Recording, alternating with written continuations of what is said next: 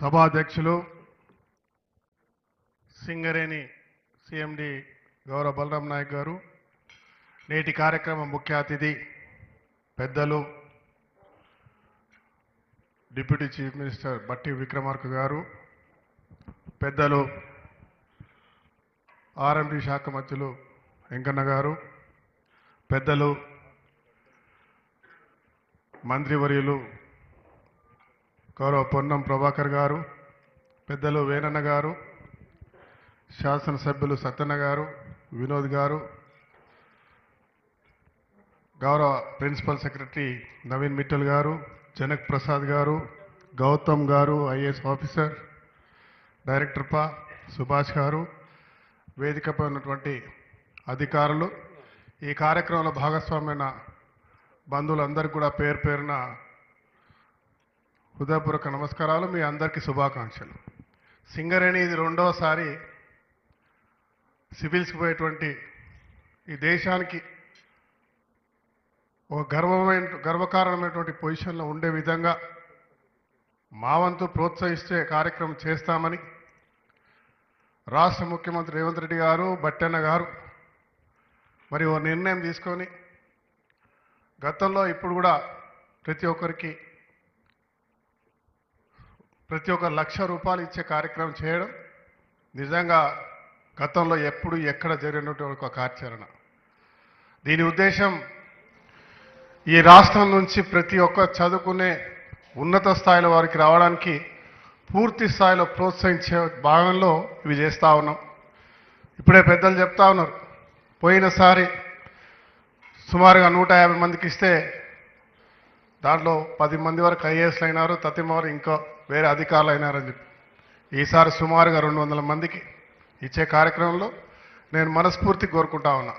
మీరందరూ అత్యున్నత స్థాయిలో ఖచ్చితంగా మీ టార్గెట్ని రీచ్ అయ్యి సక్సెస్ఫుల్గా ఐఏఎస్ ఆఫీసర్గా ఇంకో అధికారులుగా రావాలని మనస్ఫూర్తి కోరుకుంటూ సింగరేణిని అత్యున్నతమైన స్థానంలో పెట్టడానికి మా బట్టన్న గారు నిరంతరం కృషి చేస్తూ ఉన్నారు.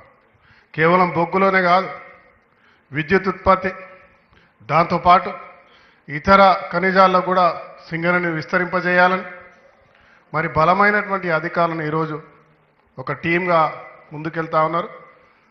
గతంలో భారతదేశంలో ఎక్కడ లేని విధంగా కాంట్రాక్ట్ కార్మికులను గుర్తించి వారికి కూడా బోనస్లో భాగస్వామ్యం ఇచ్చి అనేక ప్రాంతాల్లో స్కిల్ డెవలప్మెంట్ సెంటర్స్ పెట్టి గ్రాడ్యుయేట్లు, ఐటీఐలు, డిప్లొమాలు ఉండి పోస్ట్ గ్రాడ్యుయేట్ చేసి ఉద్యోగాలు రాని వారికి ఆ స్కిల్ డెవలప్మెంట్ ట్రైనింగ్ ఇప్పించి ఉద్యోగాలు ఇప్పించే కార్యక్రమంలో కూడా సింగరేణిని భాగస్వామ్యం చేస్తూ ముందు తీసుకుపోయే కార్యక్రమం చేస్తూ ఉన్నారు. నా కాన్స్టిట్యున్సీలో కూడా జరుగుతూ ఉంది ఇది. దాంతోపాటు medical college, cath lab centres, ఇది గర్వంగా చెప్పాల్సిన అవసరం ఉంది.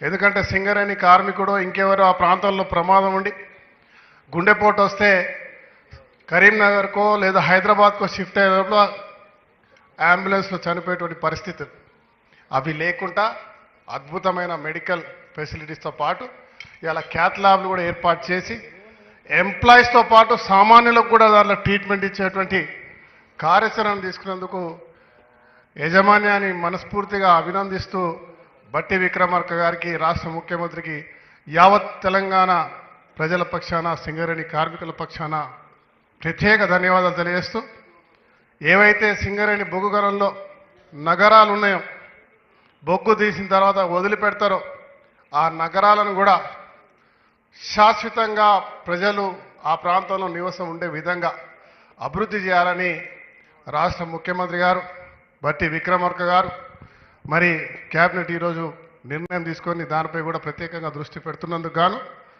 వారికి ప్రత్యేకమైన ధన్యవాదాలు తెలియజేస్తూ, పర్యావరణాన్ని కూడా కాపాడుకునే ప్రయత్నం చేస్తా ఉన్నాం.